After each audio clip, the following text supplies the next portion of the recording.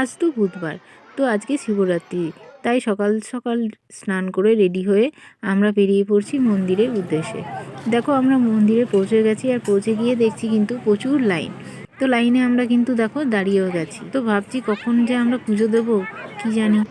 তার মধ্যে একটা বোন এসে বলল, তোমরা চলে এসো সামনের দিকে, আর ফাঁকাও আছে, তাতেই ঢুকে পড়বে। তাই আমরা মন্দিরের সামনে চলে গেলাম এবং পাশের গেট দিয়ে আমরা ঢুকেও গেলাম। দেখতে পাচ্ছ দুধ আর পুজোর সরঞ্জাম নিয়ে ঢুকেও পড়েছি মন্দিরে। দেখো কত ভিড়।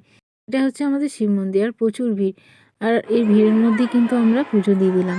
পুজো দিয়ে বেরিয়ে আমরা এখানে নন্দীকে একটু পুজো করে নিলাম। মন্দিরে পুজো দিয়ে আমরা বেরিয়ে যাচ্ছি, তখনও দেখছি প্রচুর ভিড়। তোমরাও নিশ্চয়ই শিবরাত্রির উপোস করেছো। কে কে করেছো কমেন্টে জানিও। এর মধ্যে আমরা দেখো সেলফি তুলে নিয়েছি। আর হ্যাঁ, আমাকে কেমন লাগছে জানাতে ভুলবে না। আর আমাদের এইখানে কিন্তু মন্দিরের চারিপাশে কিন্তু পাথরের ভর্তি, প্রচুর পাথর আছে।